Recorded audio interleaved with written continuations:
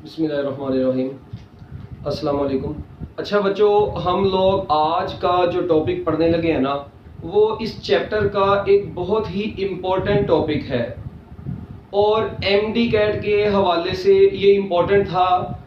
ठीक है, क्योंकि अब तो एमडी कैट ने जो है ना ये ऑप्टिकल फाइबर्स वाले टॉपिक को एक्सक्लूड कर दिया है, मगर एंट्री टेस्ट में जो ई कैट है, फंग वगैरह है, उनके लिहाज से तो ये टॉपिक अभी भी बहुत इंपॉर्टेंट है। तो आप लोगों ने इस टॉपिक को बहुत अच्छे तरीके से समझना है।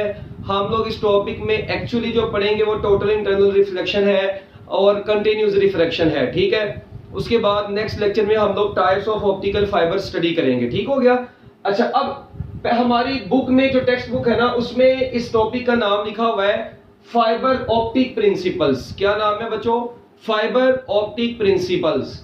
इसका मतलब क्या है? उसके नीचे उसने एक बड़ी ब्यूटीफुल लाइन लिखी है जी कि propagation of light in an optical fibre.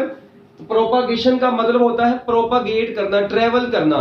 ठीक है, ऑफ लाइट मतलब लाइट की ट्रेवलिंग, किसमें? In an optical fibre. एक ऑप्टिकल फाइबर में लाइट की ट्रेवलिंग के लिए क्या क्या चीजें रिक्वायर्ड होती है? कहता है propagation of light in an optical fibre requires that light should be totally confined within the fiber। कहता है बच्चों याद रखना, लाइट ने जब भी किसी ऑप्टिकल फाइबर, देखें लेट वी से, मैं कहता हूं यार ये हमारा ना एक ऑप्टिकल फाइबर है ऐसे, ठीक है, ये कोर है और ये क्लैडिंग है, ये ऑप्टिकल फाइबर है, इसके अंदर लाइट को ट्रेवल करवाना है। देखें इसका मतलब ये फाइबर ऑप्टिक प्रिंसिपल का कि लाइट ने इसके अंदर अंदर ही ट्रेवल करना है ना। ये तो नहीं है ना कि लाइट इधर से आई है और यहां से बाहर निकल गई या ऐसे बाहर निकल गई, और भाई जो बाहर निकल गई वो तो हमारे काम ही नहीं आई। फाइबर ऑप्टिक प्रिंसिपल क्या कहता है कि propagation of light in an optical fibre requires that light should be totally confined with in the fibre. Light इस फाइबर के अंदर ही रहनी चाहिए मुकम्मल तौर पर, और इसके अंदर ही वो टोटल इंटरनल रिफ्लेक्शन और कंटिन्यूस रिफ्लेक्शन करेगी।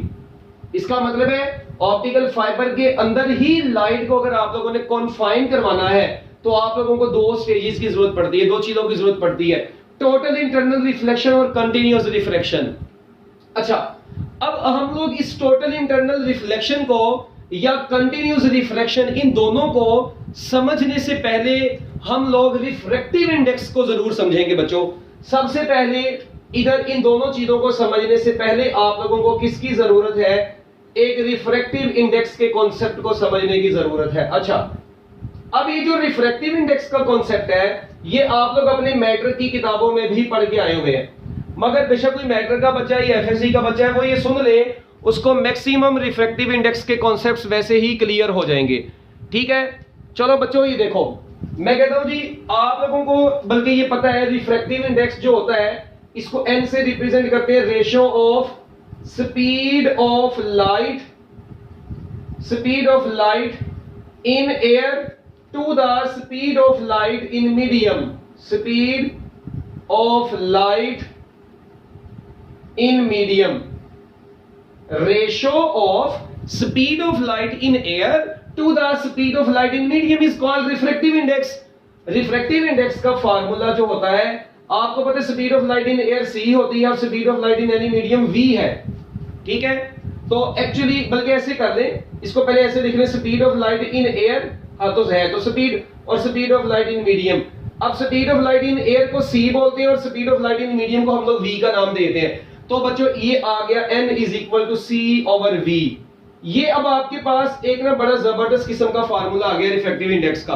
अगर बच्चों मैं आप लोगों से इधर इसके यूनिट पूछूं, आपको पता है ऊपर भी यूनिट मीटर पर सेकंड, नीचे भी यूनिट मीटर पर सेकंड, ये तो कट गया, 1 बच गया। इट मींस 1 तो एक कांस्टेंट नंबर है, इट मींस रिफ्रैक्टिव इंडेक्स का कोई यूनिट नहीं होता।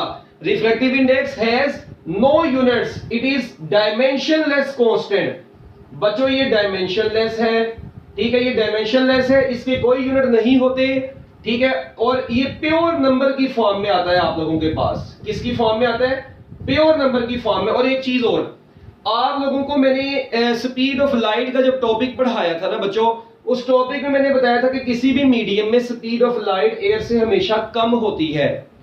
Speed of light in any medium other than air is always less than c ये 3 into 10 raised to power 8 से कम होती है, इट मींस ये वाली वैल्यू हमेशा ऊपर वाली वैल्यू से छोटी होगी, ये वाली वैल्यू ऊपर वाली वैल्यू से छोटी होगी हमेशा। इट मींस ऊपर वाली हमेशा बड़ी है, नीचे वाली हमेशा छोटी है। तो इसका मतलब है रिफ्रैक्टिव इंडेक्स, हाँ अगर तो एयर की बात करें, मीडियम एयर ही है, तो बच्चों फिर तो दोनों कट जाएंगी, 1 बचता है, एयर का रिफ्रैक्टिव इंडेक्स 1 होता है। मगर अगर हम लोग बात करें अदर देन एयर कोई मीडियम, तो बच्चों याद रखिएगा refractive index other than air हम लोग ऐसे कह सकते हैं, अदर देन एयर, बच्चों एयर के अलावा किसी भी मीडियम का refractive index n can not be less than 1, n can not be less than 1, n is always greater than 1। बच्चों रिफ्रैक्टिव इंडेक्स हमेशा 1 से बड़ा होगा। और देखें इसका मतलब है, मैं यहां पर एक चीज कह सकता हूं कि रिफ्रैक्टिव इंडेक्स की वैल्यू 1 से छोटी तो किसी भी मटेरियल के लिए हो ही नहीं सकती। किसी भी मीडियम के लिए refractive index can not be less than 1। Refractive index finally याद रखें, refractive index can not be less than 1। अक्सर बच्चों को भी समझ नहीं आती। देखिए मैं आप लोगों को एक बार दोबारा बता देता हूं, n is equal to c over v है। ओ भाई ये वाली value 3 into 10 raised to power 8 है हमेशा। क्या किसी भी मीडियम में स्पीड ऑफ लाइट इससे ज्यादा हो सकती है? नहीं। इसका मतलब यहां पर 2.9 भी आ सकता है, यहां पर 2.8 भी आ सकता है, यहां पर 2.7 भी आ सकता है। मतलब यहां पर जो भी वैल्यू आएगी ऊपर वाली से कम आएगी, इट मींस आंसर 1 से बढ़ेगा। या देखें अगर एग्जैक्टली 3 हो जाएगी तो 1 की इक्वल आ जाएगी, अदरवाइज ये हमेशा इससे छोटी है, इट मींस ऊपर वाली वैल्यू बड़ी है। तो जब ऊपर वाली, जब न्यूमरेटर डिनोमिनेटर से बड़ा होगा तो बच्चों आंसर 1 से ग्रेटर ही आता है। तो इसलिए बोलते हैं refractive index other than air is always greater than 1, it can not be less than 1। ठीक हो गया? लो जी, खैर ये तो वो पुरानी बातें हैं, ठीक है। अब एक बात सुने, ये 1 से कभी छोटा नहीं हो सकता। इसके अलावा रिफ्रैक्टिव इंडेक्स के आप लोगों ने एक चीज और देखनी है, एक बात याद रखना, ये n is equal to c over v है ना। एक चीज तो यहां से क्लियर हो रही है कि रिफ्रैक्टिव इंडेक्स का speed of light in medium के साथ क्या रिलेशन है? इनवर्स रिलेशन है। इट मींस जो मीडियम ज्यादा डेंजर होगा, ठीक है, अब सुनना इधर, जो मीडियम बच्चों ज्यादा डेंजर होता है, जिसकी डेंसिटी ज्यादा होती है, उसका रिफ्रैक्टिव इंडेक्स भी ज्यादा होता है। तो डेंजर मीडियम में स्पीड ऑफ लाइट कम होती है। बच्चों डेंजर द मीडियम यानी n जितना ज्यादा हाई होगा, speed of light in medium उतनी ज्यादा बच्चों क्या होगी? लो होगी। रिफ्रैक्टिव इंडेक्स जिस मीडियम का हाई होगा उस मीडियम में स्पीड ऑफ लाइट कम होगी। तो अगर मैं आप लोगों से कहता हूं, मुझे बताएं, अगर आप लोगों के पास, आपको पता है refractive index of solid is greater than refractive index of liquid is greater than refractive index of air. अब आपको पता है सॉलिड्स का डेंसर जो डेंसिटी होती है ज्यादा होती है as compare to liquid and gas. तो मुझे बताएं स्पीड ऑफ लाइट किसमें ज्यादा होगी? क्योंकि n का v के साथ इनवर्स रिलेशन है, तो speed of light in air is greater than speed of light in liquid is greater than speed of light in solid. इसका मतलब है speed of light in air solid से सबसे, यानी स्पीड ऑफ लाइट एयर में सबसे ज्यादा होगी, लिक्विड में उससे कम और सॉलिड्स में सबसे कम होगी। ठीक हो गया? अब एक चीज और जरा आप लोगों ने इस चीज पर गौर करना है, बल्कि पहले इसको नोट कर लें जरा जल्दी जल्दी, फिर मैं आप लोगों को एक बड़ी काम की और बात बताऊंगा। इसको आप लोगों ने जरा अच्छे तरीके से नोट करना है, ठीक है, और इसके अंदर जो कॉन्सेप्ट है उनको जरा अच्छे तरीके से देख लें एक बार।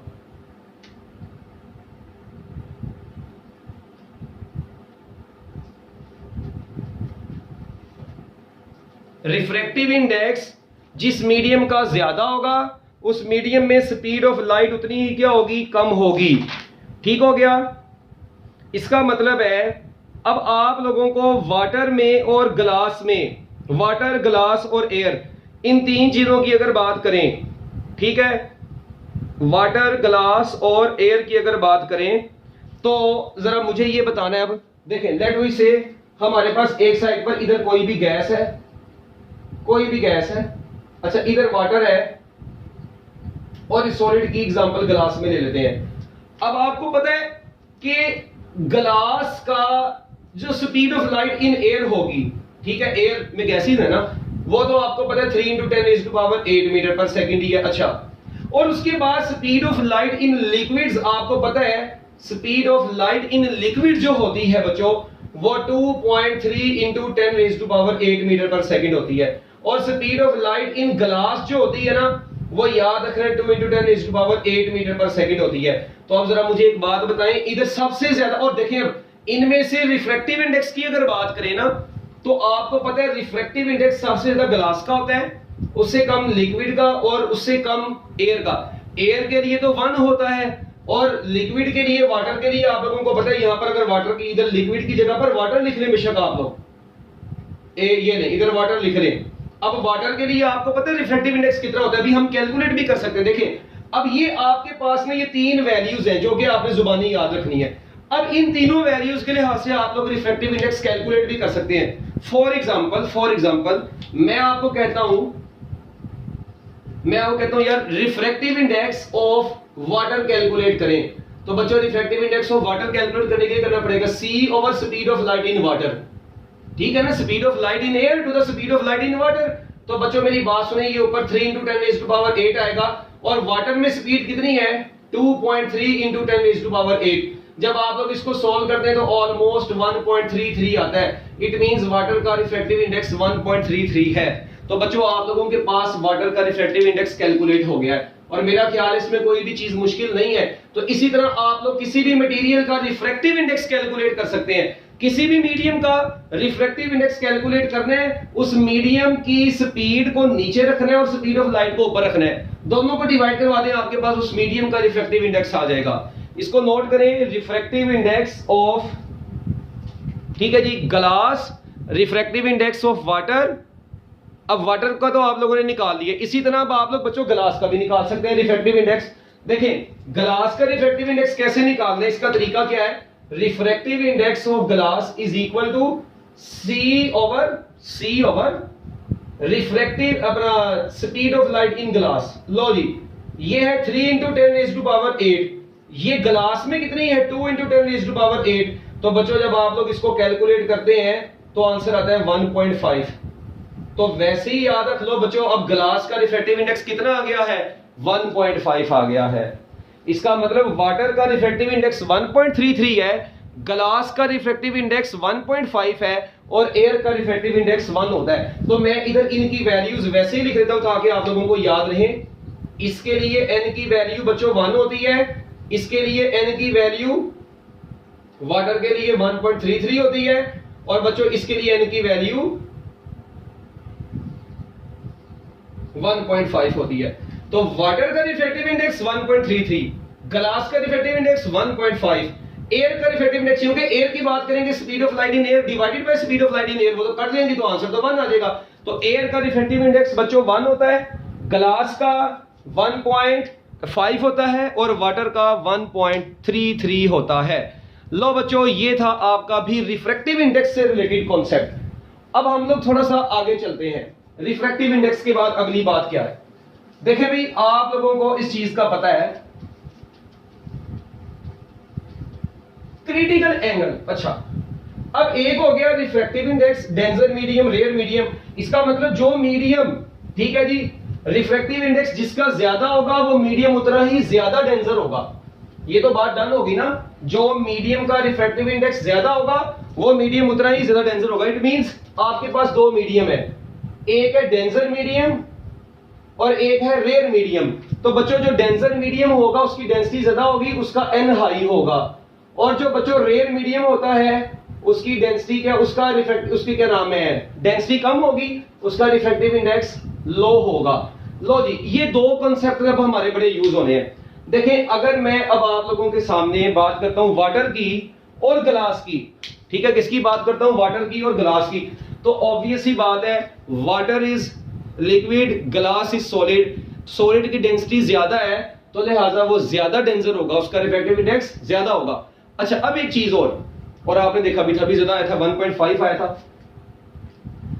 अब ना एक बड़ी ही इंपॉर्टेंट बात हम एक और करेंगे यहां पर, एक ये पॉइंट हो गया, एक ये पॉइंट हो गया। अच्छा एक पॉइंट अब और है, याद रखना जब भी कोई लाइट रे, ठीक है, when a light ray enters from rare medium to denser medium, rare medium to denser medium, it bends towards normal. तो बच्चों वो अपने नॉर्मल की तरफ बेंड हो जाती है। When a light ray enters from rare medium to denser medium, it bends towards normal line. It bends towards normal line. कैसे? ये देखें, अगर मैं आपको बच्चों यहां पर ये कहता हूं जी, सपोज करते हैं मेरे पास ये एक ग्लास प्लेट है, ये देखें जरा, ये एक ग्लास है, ठीक है जी, ये शीशे का बना हुआ है, ये शीशा है, ग्लास है ये। अच्छा, ये ग्लास है, एक लाइट रे इधर से आई, बाहर से, इधर से, एयर से। मुझे बताएं जिस पॉइंट पर आके फॉल करेगी ना लाइट, जब भी ग्लास के ऊपर, याद रखना आप लोग हमेशा वहां पर बच्चों एक नॉर्मल लाइन ड्रॉ किया करेंगे। आप लोग बच्चों वहां पर हमेशा क्या करेंगे? एक नॉर्मल लाइन ड्रॉ किया करेंगे। जब आप लोग नॉर्मल लाइन ड्रॉ कर लेंगे तो अब ये जो एंगल बनेगा ना, ये इंसिडेंट रे जो एंगल बनाएगी, इसको एंगल ऑफ इंसिडेंस बोलना है आपने। जो इंसिडेंट रे नॉर्मल के साथ एंगल बनाएगी उसे क्या बोलना है? Angle of incidence. अब ये लाइट रे आई है कहां से? बाहर एयर है, और air is rare medium, glass is denser medium, तो रेयर से डेंसर में आई है। तो बच्चों इसकी डेंसिटी ज्यादा है, मॉलिक्यूल्स करीब करीब है, लिहाजा ये सीधी जाने की बजाय ऐसे नॉर्मल की तरफ बेंड हो जाएगी, ऐसे ऐसे। तो इस वक्त आप लोग देखें, ये रिफ्रैक्टेड रे है, और ये रिफ्रैक्टेड रे जो एंगल बना रही है, इस एंगल को आर से रिप्रेजेंट करेंगे और इसको बोलेंगे एंगल ऑफ रिफ्रैक्शन।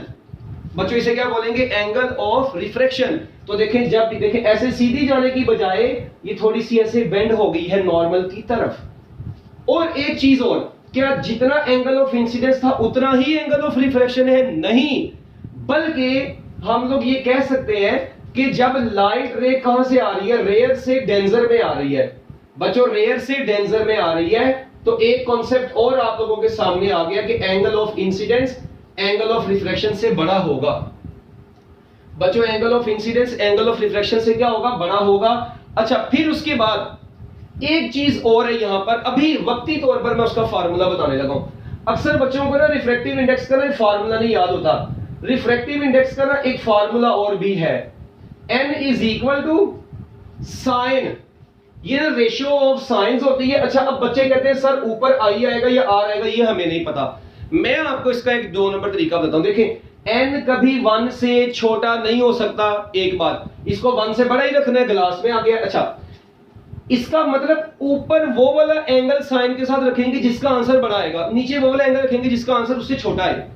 अब मुझे बताएं कौन सा एंगल बड़ा है? आई बड़ा है आर से? ओ भाई बोलो ना, आई आर से क्या है? बड़ा है। इट मींस जब आई आर से बड़ा होगा तो ऊपर आएगा आई और नीचे आएगा r. So n is equal to sine i over sine r. ये उस वक्त, ये है स्नेल्स लॉ, और ये उस वक्त यूज होगा when light ray enters from rare to denser medium. This is the formula of Snell's law. ठीक है जी, ये आया कहां से? स्नेल्स लॉ से, स्नेल्स लॉ से आया है। ठीक है, ये मैं भी आप लोगों को थोड़ा डिटेल में बता दूंगा स्नेल्स लॉ से कैसे आया है। एक्चुअली जो स्नेल्स लॉ आती है ना, उसकी इक्वेशन होती है n1 sin θ1 is equal to n2 sin θ2। ये होती है n1 sin θ1 is equal to n2 sin θ2। ठीक है, अब ये कैसे आया है, क्या इसका चक्कर है, वो मैं अभी आप लोगों को बाद में बताऊंगा। ठीक है, मगर इसको भी फिलहाल वक्ती तौर पर अभी इसको जरा ज़हन से निकालें। अभी जो एक बिल्कुल बेसिक चीज बता रहा हूं वो ज़हन में रखें। उसके बाद दूसरा रूल क्या है? दूसरा चौथा पॉइंट आ गया, when a light ray, whenever a light ray enters from denser medium to लो भी बच्चों, अब किसमें आ रही है? Denser medium to rare medium. जब कोई लाइट रे डेंसर मीडियम से रेयर मीडियम में आती है, it bends away from normal line, it bends away from। तो बच्चों लाइट अपने नॉर्मल लाइन से अवे बेंड हो जाती है। देखें कैसे, मैं दोबारा से वो ग्लास बनाता हूं, ठीक है, दोबारा से ग्लास बनाता हूं ऐसे। अब लाइट रे बच्चों ग्लास के अंदर है, ठीक है। अब लाइट रे किसके अंदर है, ऐसे यहां पर ग्लास के अंदर, यहां से अब इसने ऐसे बाहर निकलना है बच्चों, इस पॉइंट पर है, जिस पॉइंट पर जाके फॉल करी पहले वहां पर नॉर्मल लाइन ड्रॉ करना है। This is normal line and this angle is angle of incidence. अब ये ग्लास से वापस किस में जा रही है, दिस इज ग्लास और ये बाहर एयर है, इट मींस अब ये ग्लास से एयर में जा रही है। बच्चों जब डेंजर बदमाश था, जब रेयर है वो बेचारा हल्का मीडियम है, तो भाई पहले ये जब रेयर से डेंजर में आई थी नॉर्मल की तरफ झुक गई थी, जब डेंजर से रेयर में जाएगी तो फिर नहीं जाएगी नॉर्मल की तरफ, बल्कि फिर नॉर्मल से अवे निकल जाएगी, ऐसे सीधी भी नहीं जाएगी, नॉर्मल की तरफ भी नहीं जाएगी, बल्कि रिफ्रैक्ट हो जाएगी नॉर्मल से अवे।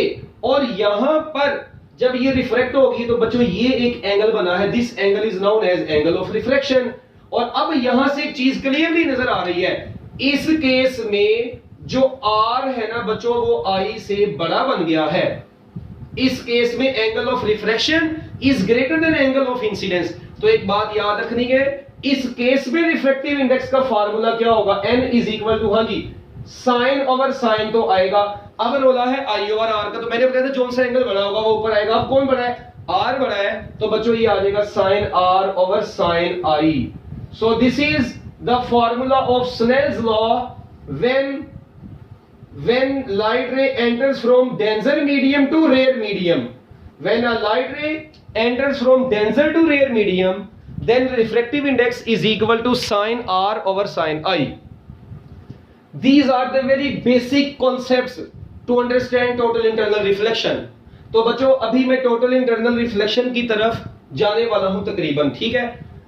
तो इसको जरा नोट कर लें, इसके बाद मैं नेक्स्ट हेडिंग बनाऊंगा total internal reflection and critical angle की। तो बच्चों ये बिल्कुल बेसिक पॉइंट्स हैं, इनके कॉन्सेप्ट्स आप लोगों को लाजमी क्लियर होने चाहिए, ठीक है। अब ये सारी बातें मिक्स होकर ना, सारी बातें ये मिक्स होके अब एक नई चीज आप लोगों के सामने आएगी, देखना। अच्छा जी, अब अगर मैं आप लोगों से हेडिंग बनाए, इसके बाद नेक्स्ट, अभी तक हम लोगों ने ये मतलब बस यही केसेस पढ़े हैं ना, मतलब इसके रूल्स पढ़े हैं कि कैसे हमने इसको अप्लाई करना है। अब इसके बाद बच्चों नेक्स्ट आप लोगों ने हेडिंग बनानी है total internal reflection and critical angle. Total internal reflection and critical angle, and critical angle. लो जी बच्चों, total internal reflection and critical angle आज के दिन का सबसे इंपॉर्टेंट कॉन्सेप्ट है ये। देखें, सबसे पहले तो मैं आप लोगों के सामने अब ये डायग्राम बनाने लगा हूं।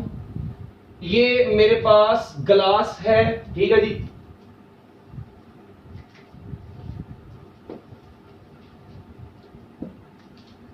ये देखें,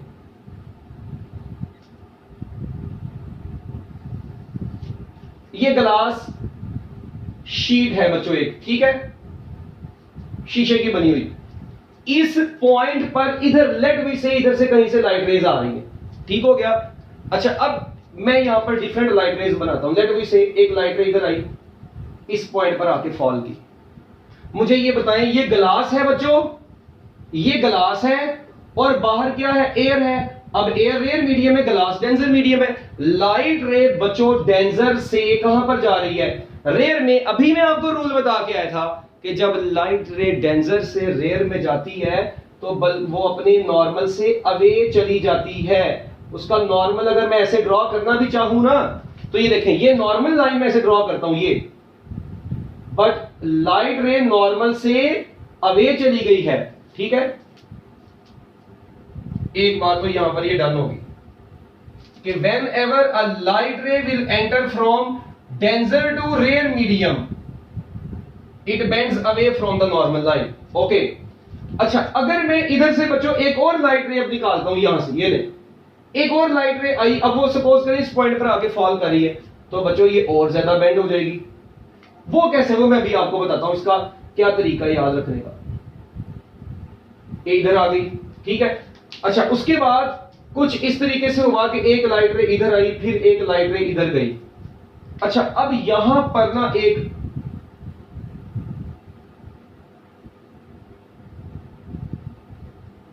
ये मैं नॉर्मल ड्रॉ कर देता हूं, तमाम पॉइंट्स पर नॉर्मल मैंने ड्रॉ कर दिए हैं, ठीक है। अब यहां पर कुछ ऐसे हुआ कि लाइट रे आई मगर वो सरफेस के साथ ऐसे निकल गई, फिर इधर ऐसा हुआ कि लाइट रे आई और वो इधर को रिफ्लेक्ट हो गई।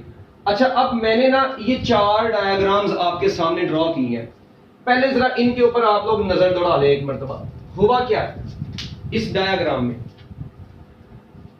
अब जो कॉन्सेप्ट बताने लगा हूं ना बहुत ही इंपॉर्टेंट है। मुझे ये बताएं, क्या बच्चों यहां पर एंगल ऑफ इंसिडेंस बन रहा है, ये ओके, ये एंगल ऑफ इंसिडेंस भी बन रहा है, यहां पर भी एंगल ऑफ इंसिडेंस बन रहा है, यहां पर भी एंगल ऑफ इंसिडेंस बन रहा है।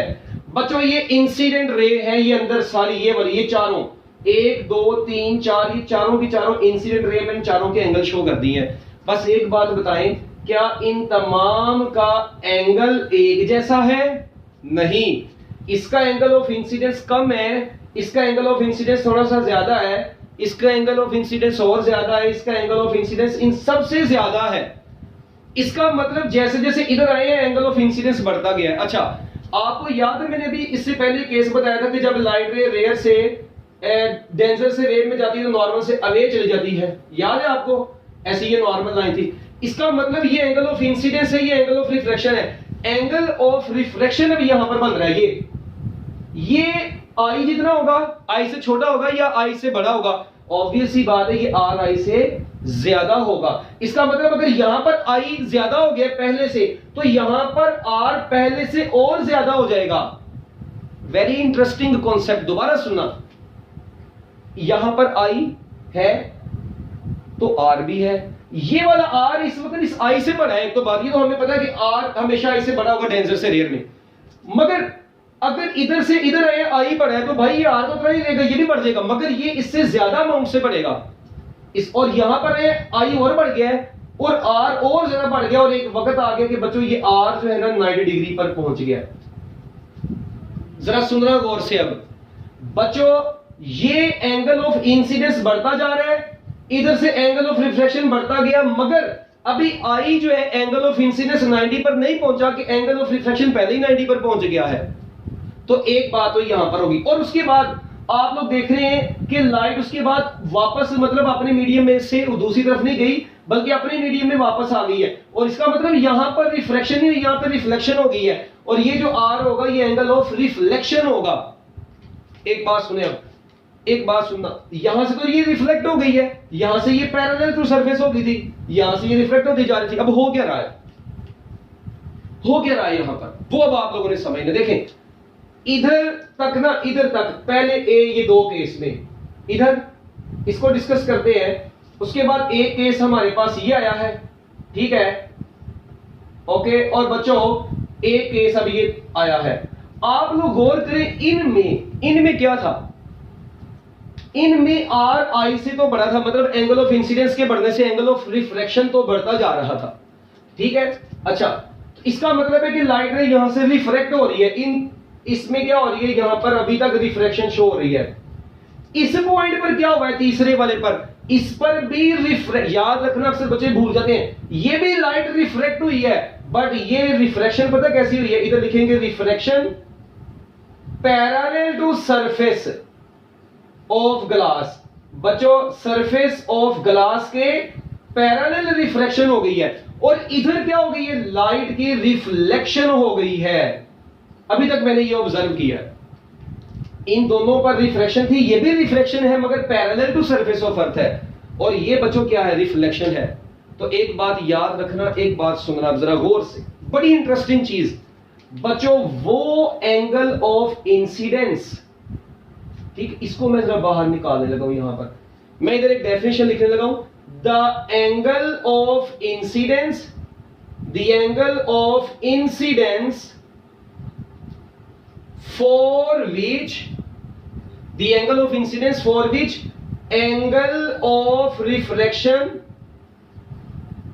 the angle of incidence for which angle of reflection becomes 90 degree, this angle of incidence, this angle of incidence is called critical angle, is called critical angle.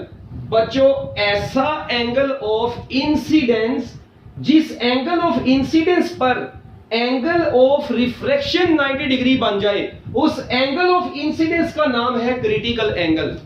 उस एंगल ऑफ इंसिडेंस का क्या नाम है? Critical angle. The angle of incidence for which angle of refraction becomes 90 degree.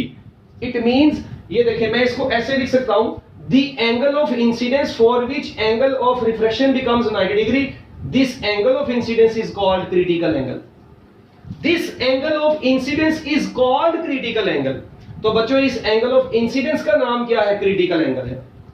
तो इसका मतलब ये हुआ कि ये जगह पर, इस जगह पर क्या हुआ है? इस जगह पर कुछ इस तरीके से हुआ है कि ये जो एंगल ऑफ इंसिडेंस है ये क्रिटिकल एंगल के बराबर आ गया। क्रिटिकल एंगल को रिप्रेजेंट कैसे करते हैं? सी लिख के इसके ऊपर हेड, इसको टोपी पहना देनी है ऐसे, सी उसके ऊपर हेड, ये क्रिटिकल एंगल का सिंबल है, सिंबल। ठीक है, अब ये देखें angle of incidence critical angle बन गया। मुझे अब एक बात बताएं, इसका मतलब जब angle of incidence critical angle के बराबर होगा तो लाइट रे सरफेस के पैरेलल रिफ्रैक्ट हो जाएगी, ये लिख दिया। इसका मतलब इस पॉइंट पर angle of incidence critical angle के बराबर हो गया था। अगर लाइट का एंगल ऑफ इंसिडेंस, अब देखें ये क्रिटिकल एंगल है, क्या इससे पीछे वाला एंगल ऑफ इंसिडेंस इस क्रिटिकल एंगल से छोटे नहीं होंगे? ऑब्वियस ही बात है भाई, इससे पीछे तो वैल्यू छोटी होगी ना। It means angle of incidence is less than critical angle. और यहां पर गौर करें, एंगल ऑफ इंसिडेंस वही रहा है, मतलब मगर देखिए ना एंगल ऑफ इंसिडेंस बढ़ गया है पहले से, इधर से क्रिटिकल एंगल तो वही है। क्रिटिकल एंगल सपोज करें 42 डिग्री था, वो वही रहा, मगर ये वाला एंगल ऑफ इंसिडेंस अब पिछले वाले से ज्यादा है। इट मींस इधर आई जो है ना वो सी से बढ़ गया है। तो लो भी बच्चों एक चीज सामने आने लगी है, when angle of incidence is less than critical angle, light shows reflection. When angle of incidence is equal to critical angle, light shows refraction parallel to surface of earth. When angle of incidence is greater than critical angle, when angle of incidence is greater than critical angle, light will show reflection. It means इसके बाद जितनी भी raise आगे आएंगी बच्चों, वो सारी की सारी रिफ्लेक्शन को शो करती जाएंगी। वो किसको शो करेंगी? रिफ्लेक्शन को शो करेंगी। It means for reflection angle of incidence should be greater than critical angle. इसका मतलब टोटल इंटरनल रिफ्लेक्शन की अब दो कंडीशंस आपके सामने आ गई हैं बच्चों। टोटल इंटरनल रिफ्लेक्शन की दो कंडीशंस आप लोगों के सामने आ गई हैं, वो जरा मैं यहां पर लिख देता हूं। पहली क्या है? Light ray should enter from denser medium to rare medium. Light should enter from, हाँ जी, डेंजर है ना glass, denser to rare medium, एक ये चीज हो गई। और बच्चों दूसरी बात यहां पर क्या है कि एंगल ऑफ इंसिडेंस, कि आपका angle of incidence should be greater than critical angle, should be greater than critical angle. आपका angle of incidence critical angle से बड़ा होना चाहिए। Your angle of incidence should be greater than critical angle. अब अक्सर बच्चों के दिमागों में ना एक सवाल आता है कि सर डेंजर से रेयर में ही ऐसा क्यों हुआ है? डेंजर से रेयर की बात हुई है, डेंजर टू रेयर, यार रेयर से डेंजर में क्रिटिकल एंगल नहीं बनता। मेरी बात सुने, आप लोगों को अल्लाह ताला ने अकल दी है, ठीक है, रेयर से डेंजर की बात हो रही है। मुझे एक बात बताएं, जब लाइट रे डेंजर, अभी तो रेयर से अगर डेंजर में आ रही हो ऐसे, मुझे अब एक बात बताओ, यहां पर नॉर्मल ग्रोथ, ये लाइट रे इधर आई, क्या ये यहीं पर आएगी? नहीं, ये इधर बेंड हो जाएगी ऐसे, ऐसे ही हुआ है ना। अच्छा अब एक बात और, ये लाइट रे आई, ठीक है, इधर नॉर्मल लाइन ड्रॉ करें, क्या हुआ? यहां पर लाइट रे तो बेंड होती जा रही है ऐसे। इसका मतलब क्या हुआ? इसका मतलब ये हुआ कि लाइट जब भी किसी डेंजर से रेयर मीडियम में आएगी ना, रेयर से डेंजर में आएगी, तो बच्चों वहां पर क्रिटिकल एंगल क्यों नहीं बनेगा? क्योंकि एंगल ऑफ रिफ्रैक्शन कभी 90 बनेगा ही नहीं। यहां पर हमने तो क्रिटिकल एंगल उसको बोला था कि एंगल ऑफ इंसिडेंस जिस पर एंगल ऑफ रिफ्रैक्शन 90 डिग्री हो जाए, ऐसा एंगल ऑफ इंसिडेंस जिस पर एंगल ऑफ रिफ्रैक्शन 90 डिग्री हो जाए। बच्चों डेंजर, रेयर से डेंजर के केस में ऐसा बनता ही नहीं है। रेयर से डेंजर के केस में ऐसा बनता ही नहीं है। और उसके बाद एंगल ऑफ इंसिडेंस और क्रिटिकल एंगल का कॉन्सेप्ट नहीं है यहां पर, इसलिए हम लोग इसको यहां पर स्टडी ही नहीं करते। लाइट रे आई है, डेंजर किधर आई है? रेयर से डेंजर में। तो मुझे खुद बताओ, रेयर से डेंजर में आई है, वो तो बेचारी नॉर्मल की तरफ झुकती जा रही है, उसको तो मौका ही नहीं मिल रहा दूर जाने का। यहां पर उसको मौका मिल रहा था तो वो निकल भी गई सरफेस के पैरेलल। एनी हाउ, इसके और भी बहुत सारे तरीके हैं, मगर अभी बस आप लोगों के लिए फिलहाल ये तरीका था। अब इसका मतलब ये होगा कि when angle of incidence is greater than critical angle, light will show total internal reflection. अच्छा, अब एक बात और, अब मुझे ये बताएं, क्या अगर मैं आप लोगों के सामने एक डायग्राम बनाऊं, ठीक है, ये देखें, ये एक डायग्राम है। सपोज करते हैं बच्चों, यहां पर एयर है, ठीक है, और ये ग्लास है। This is glass boundary and this is air. ऊपर एयर है, नीचे ग्लास है। एक लाइट रे इस ग्लास में आई, इधर इस पॉइंट पर आई, ये नॉर्मल लाइन आ गई, ठीक है। ग्लास में इधर आई, इस वक्त इसका एंगल जो है ना, लेट वी से वो θ1 है, और इस वक्त ये ग्लास में इसका रिफ्रैक्टिव इंडेक्स n1 है, ये एयर में एयर का रिफ्रैक्टिव इंडेक्स n2 है। अच्छा, अब ये इधर से ग्लास से एयर में जा रही है, मुझे बताएं जब ग्लास से एयर में जाएगी, नॉर्मल की तरफ जाएगी, नॉर्मल से अवे, नॉर्मल से अवे जाएगी, ऑब्वियस सी बात है, ऐसे सीधा जाने की बजाय ऐसे हो जाएगी। इसका मतलब ये होगा कि ये एक एंगल बन गया, इस एंगल को हम लोग नाम देते हैं θ2 का, ठीक हो गया। अच्छा, एक ये बात डन होगी। दूसरी बात, अगर मैं बच्चों आपके सामने डायग्राम दोबारा से ऐसे बनाऊं, ठीक है जी, this is air, this is glass, okay, and this is the light ray, I angle of incidence, ये इसका θ1 है सपोज करते हैं, और ये सरफेस के पैरेलल ऐसे चली गई। अब इसका θ2 बच्चों कितना हो गया? एक्चुअली 90 डिग्री हो गया। तो बच्चों जिस एंगल पर ये वाला, मतलब जिस एंगल ऑफ इंसिडेंस पर ये वाला एंगल कितना हो जाएगा? 90 डिग्री।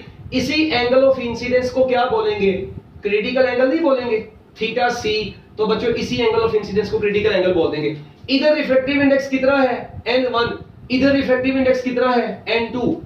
तो चलो बच्चों मुझे एक बात बताओ, by using Snell's law, by using Snell's law, अगर मैं अब स्नेल्स लॉ को यूज करूं, n1 sin θ1 is equal to n2 sin θ2। हाँ जी, n1 यहीं पर रहा और θ1 के साथ θc क्रिटिकल एंगल आ गया। बच्चों n2 इधर ही रहा और ये कितना बन गया? 90 डिग्री बन गया।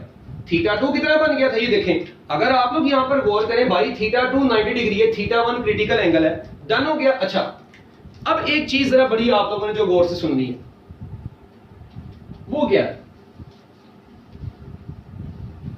अगर आप लोग यहां पर थोड़ा सा गौर करें, क्या मैं लिख सकता हूं n1 sin θc is equal to sin 90, तो 1 हो गया। तो बच्चों sin θc किसके बराबर आ गया? n2 over n1। मुझे एक बात बताएं, मैं इसे लिख सकता हूं θc is equal to sin inverse n2 over n1। लो भी बच्चों, एक फार्मूला आप लोगों के सामने ये आ गया। मुझे बस ये बता दें इस वक्त इनमें से कौन रेयर है, कौन डेंजर है? और यार एक चीज क्लियरली नजर आ रही है, n1 डेंजर है, n2 रेयर है।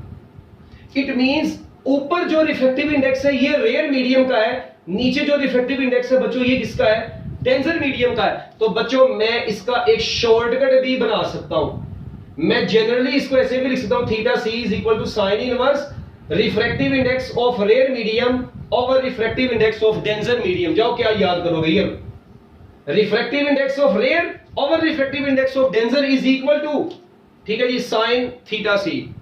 ये एक फार्मूला आप लोगों के सामने बन गया। If you are given the refractive index of rare medium and denser medium, you can calculate critical angle. Okay, this is the shortcut. ये शॉर्टकट आप लोगों के सामने आया। अच्छा, अब एक चीज बच्चों, इसी फार्मूले से, इसी फार्मूले में अब मुझे आप लोगों ने एक चीज ये बतानी है, ये देखना जरा, क्या मैं इसी को वापस ऐसे लिख सकता हूं? बल्कि हाँ, इसी को मैं दोबारा ऐसे लिख सकता हूं, sin θc is equal to n2 over n1। अब एक चीज तो साफ नजर आ रही है, n2 क्या है बच्चों? n2 है 1, एयर का रिफ्रैक्टिव इंडेक्स है। n2 कितना है? एयर है, और एयर का रिफ्रैक्टिव इंडेक्स मैंने आपको बताया था 1 है। तो बच्चों sin θc किसके बराबर आ जाएगा? यहां से एक चीज क्लियरली नजर आ गई कि n2 ओवर n1, n2 1 है और n1 ये है। तो लो भी बच्चों, यहां से हम लोग ये भी कह सकते हैं कि n1 is equal to 1 over sin θc। तो बच्चों अगर अब आप लोगों को क्रिटिकल एंगल गिवन हो तो आप लोग रिफ्रैक्टिव इंडेक्स भी निकाल सकते हैं। और एक बड़ी इंपॉर्टेंट चीज यहां से, मतलब ये ऐसे आ गया ना, मैं अब आप लोगों को बताता हूं, इसी को ना मैं जनरली अगर एक मीडियम का आपको रिफ्रैक्टिव इंडेक्स गिवन हो, इसी फार्मूले को मैं ऐसे भी लिख सकता हूं, n is equal to 1/sin theta c। ये लो बस, if you are given critical angle you can calculate refractive index, if you are given refractive index you can calculate critical angle. वो कैसे? अभी देखिए मैं आपको कहता हूं एक मीडियम का क्रिटिकल एंगल 45 डिग्री है। अब sin 45 डिग्री 1/√2 होता है, तो √2 ऊपर चला जाएगा तो रिफ्रैक्टिव इंडेक्स √2 आ जाएगा। It means if you are given critical angle you can find refractive index. Similarly मैं इधर ऐसे भी कह सकता हूं theta c is equal to sin inverse 1/n। ये लें, मैं ऐसे भी कह सकता हूं कि sin inverse 1/n। If you are given the refractive index you can find out the critical angle.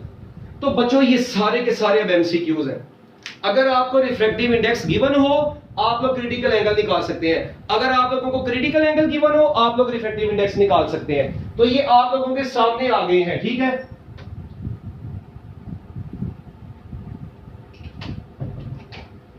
अब ये क्रिटिकल एंगल और रिफ्रैक्टिव इंडेक्स से रिलेटेड चीजें, मेरा ख्याल है दिमाग तो तुम लोगों को काफी खराब हो गया होगा, ठीक है, बट ये है इंपॉर्टेंट चीजें हैं, ठीक है।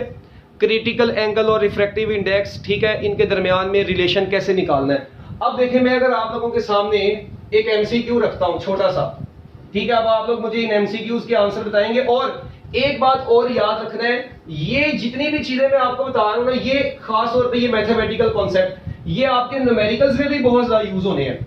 तो मैंने जो इस चैप्टर के न्यूमेरिकल दिए हैं आप लोगों ने न्यूमेरिकल्स के अंदर भी इसको स्टडी कर लेना। देख रहे हैं, ये देखो भाई, एक ये हमारे पास इधर बच्चों एयर है, इधर ग्लास है, ठीक है। एक लाइट रे इधर से आई है, आपको पता है उसने नॉर्मल से अवे चली जाना है, ऐसे, ठीक है, नॉर्मल से अवे चली जाना है। अब मैं आपको कहता हूं कि अब यहां पर ये θ1 है आपको पता है, और ये बच्चों आपको पता है θ2 है।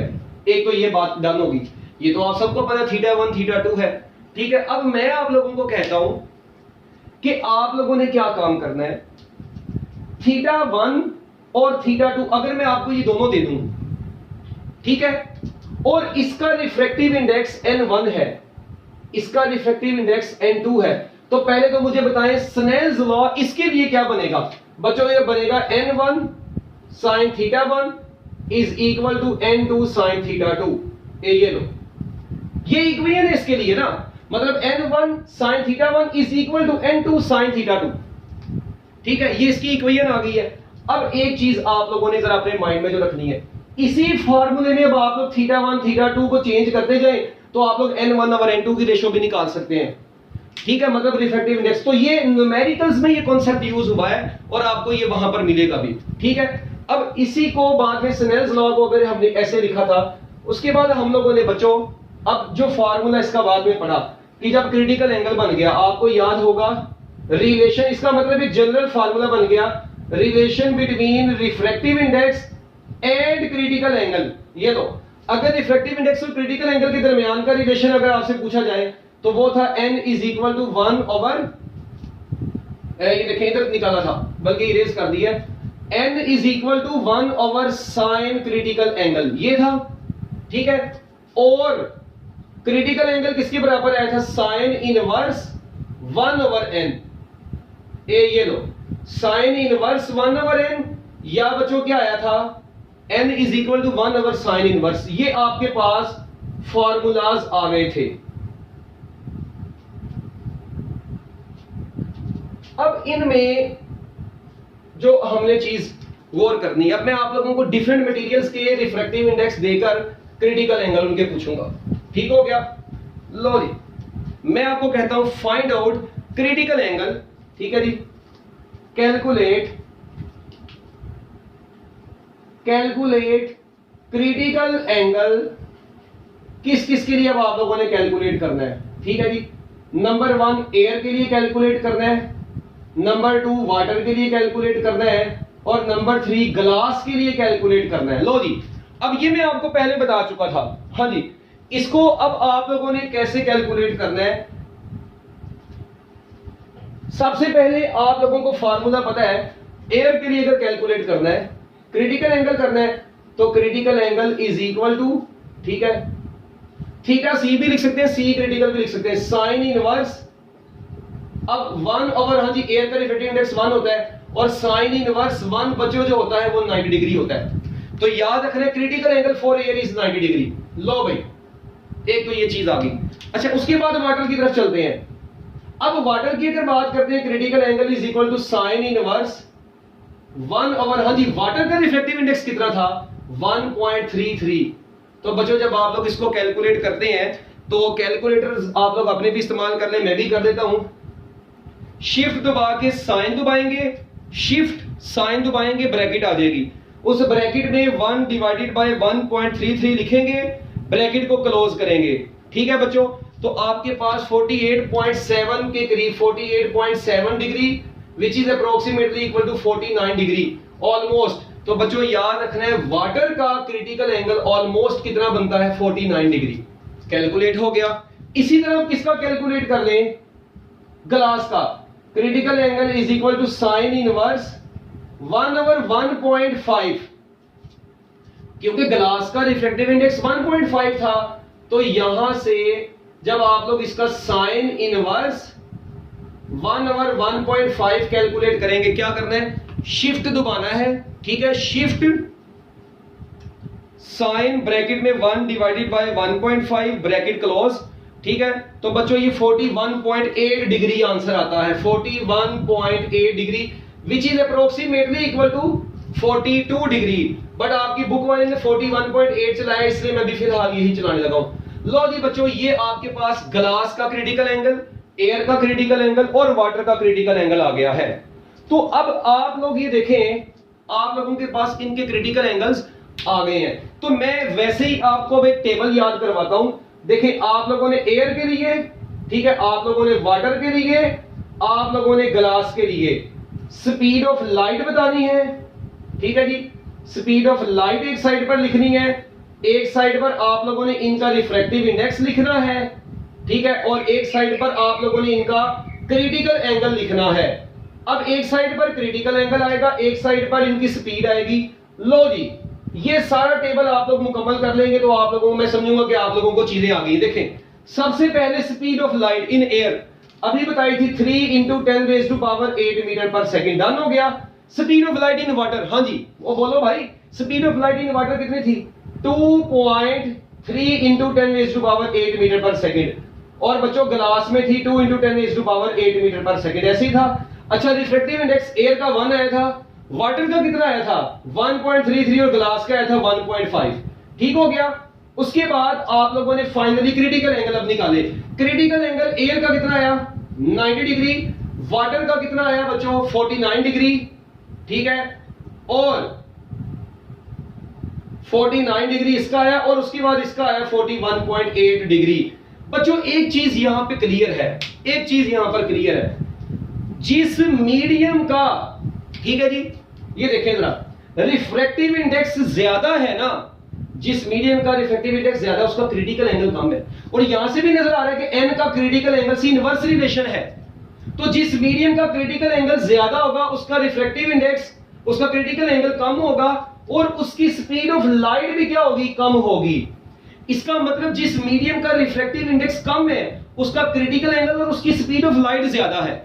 तो बच्चों ये डिफरेंट चीजें मैंने आप लोगों के सामने एक्सप्लेन कर दी, आप लोग इसको पीछे करें, ठीक है, दोबारा से एक मर्तबा इसको समझ लें। तो बच्चों ये था आप लोगों का क्रिटिकल एंगल, रिफ्रैक्टिव इंडेक्स और स्पीड ऑफ लाइट से रिलेटेड कॉन्सेप्ट्स।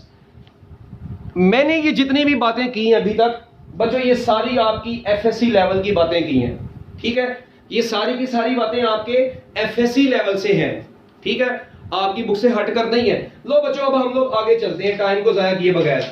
अब ये टॉपिक तो नहीं हमारा खैर खत्म हुआ। ठीक है, अब जो एक चीज है ना वो बड़ी इंपॉर्टेंट, कि जो भी लाइट एंटर होती है ना ऑप्टिकल फाइबर्स में, इसको मैं जरा इरेज करता हूं।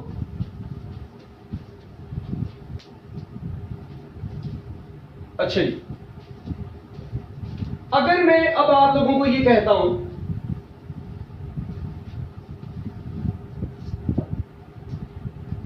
जरा सुनना गौर से, देखें हुआ यहां पर कुछ ऐसे है बच्चों कि हमारे पास एक ऑप्टिकल फाइबर है ये, ठीक है, ये इसकी बच्चों यहां पर मैं शो करता हूं core, this is the core of the optical fibre, ठीक है, और इसकी क्लैडिंग जाहिर बात है आपको पता है इसके ऊपर इसकी क्लैडिंग भी होगी, ठीक है, बट मैं अभी जरा उसको शो नहीं कर रहा, ठीक है। अभी जो मैं कॉन्सेप्ट एक बताने लगा हूं वो बड़ा इंपॉर्टेंट है, उसको जरा आप लोगों ने अपनी टेक्स्ट बुक के मुताबिक समझना है। देखें मेरे पास ना 4 रेज एंटर हो रही हैं, एक ऑप्टिकल फाइबर में ये चौथी रे आई बच्चों, ये बिल्कुल सीधी गुजर गई, ठीक है। अच्छा, एक लाइट रे मेरे पास आई है ऑप्टिकल फाइबर में ऐसे इधर को निकल गई है, ठीक है। 4 रेज में शो कर रहा हूं बच्चों, ठीक है, एक ऐसे निकल गई है, इधर से आई इधर को चली गई। एक लाइट रे इधर आई इधर से, अच्छा, और एक अब मैं शो कर देता हूं बच्चों ब्लू से, एक लाइट रे आई इधर गई। अब जरा एक बात सुना, ये मैंने बच्चों आपके सामने 4 रे शो की हैं, 1 2 3 और 4, ये 4। अब ये ऑप्टिकल फाइबर किसका बना हुआ है? It is made up of glass. बच्चों ये किसका बना हुआ है? ग्लास का बना हुआ है। ये किसका बना हुआ है? ग्लास का बना हुआ है। अच्छा, अब एक लाइट रे जो पहली वाली आई है, लेट वी से कि पहली वाली लाइट रे का एंगल ऑफ इंसिडेंस 30 डिग्री है, डन। अच्छा, दूसरी वाली का कंसीडर करते हैं एंगल ऑफ इंसिडेंस 42 डिग्री है, ओके नाइस। और तीसरी वाली का लेट वी से तीसरी वाली का एंगल ऑफ इंसिडेंस बच्चों कितना है? एंगल ऑफ इंसिडेंस इसका 60 डिग्री है। अच्छा, अब जबकि ग्लास का बना हुआ है ये, और ग्लास का बच्चों क्रिटिकल एंगल आपको पता है 41.8 डिग्री होता है। अभी मैंने इसको डिराइव भी करवाया है, ठीक हो गया, ओके ओ भाई ठीक है। अब हुआ यहां पर क्या है? इस लाइट रे का एंगल ऑफ इंसिडेंस इसका और इसका, इस वक्त मुझे ये बताएं क्या ये वाला angle of incidence less than critical angle है? ओके, क्या ये ग्रेटर देन क्रिटिकल एंगल है? ऑब्वियस ही बात है, ये ग्रेटर देन क्रिटिकल एंगल है। और ये भी एंगल क्या है बच्चों? This angle is also greater than critical angle. It means ये भी क्रिटिकल एंगल, ये एंगल क्रिटिकल एंगल से छोटा है। तो जो angle of incidence critical angle से छोटा होता है बच्चों, वहां पर क्या होती है? रिफ्रैक्शन। ओके, जो बड़ा होगा angle of incidence critical angle से, वहां पर क्या होगी? वहां पर बच्चों क्या होगी? रिफ्लेक्शन। और यहां पर भी क्या होगी? रिफ्लेक्शन होगी। लो भाई बच्चों, अब एक चीज तो आपको पता चल गई कि ये पहली वाली यहां से ऐसे बाहर को निकल जाएगी, दिस इज रिफ्रैक्टेड। ये लो भाई, ये पहली वाली रिफ्रैक्ट हो गई। अच्छा, चौथी वाली तो इसको बोलते हैं एक्सियल रे। बच्चों याद रखना, एक्सियल रे हमेशा स्ट्रेट पाथ में ट्रेवल करती है, क्योंकि उसको मतलब जरूरत ही नहीं होती बेंडिंग की, वो आई स्ट्रेट पाथ में। वो कौन सा किसी बाउंड्री से टकरा रही है यहां पे, उसका कौन सा क्रिटिकल एंगल बन रहा है? अब दूसरी वाली, अब ये इसका angle of incidence critical angle से ज्यादा है, तो बच्चों ये फाइबर ऑप्टिक में ऐसे ऐसे रिफ्लेक्शन शो करती करती यहां से बाहर आ जाएगी। ये 2 वाली बाहर आ गई। अच्छा, अब चलते हैं बच्चों 3 वाली की तरफ। देखिए जरा, अब जो 3 वाली है ना, इस 3 वाली में आप लोग देखिए, इसका भी angle of incidence critical angle से बड़ा है। तो बच्चों ये लाइट रे भी क्या होगी? रिफ्लेक्ट होगी, और ये ऐसे तीसरी वाली भी बाहर आ गई। इट मींस ऐसी लाइट रेज जिनका angle of incidence critical angle से बड़ा होगा, वो लाइट कंटिन्यूअसली रिफ्लेक्ट होती जाएगी और टोटल इंटरनल रिफ्लेक्शन शो करती जाएगी और यहां से बाहर निकल आएगी। सो this is the concept of total internal reflection and critical angle. तो बच्चों इस तरीके से ऑप्टिकल फाइबर्स के अंदर लाइट टोटल, देखें जो हम लोग ना ऑप्टिकल फाइबर्स की डिजाइनिंग ऐसे करते हैं कि और उनके अंदर लाइट को भेजते ही इस एंगल पर है कि वो लाइट सिर्फ और सिर्फ क्या हो? रिफ्लेक्ट ही हो।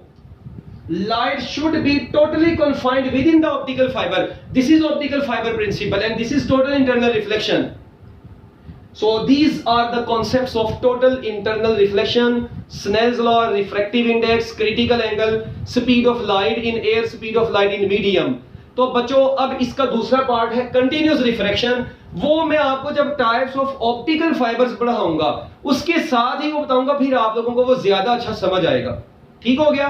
तो लो जी बच्चों, ये था कॉन्सेप्चुअल, आज का लेक्चर काफी कॉन्सेप्चुअल था। अगर आप लोगों को ठीक है जिसकी समझ आ गई है तो बहुत अच्छी बात है। Best of luck, Allah Hafiz.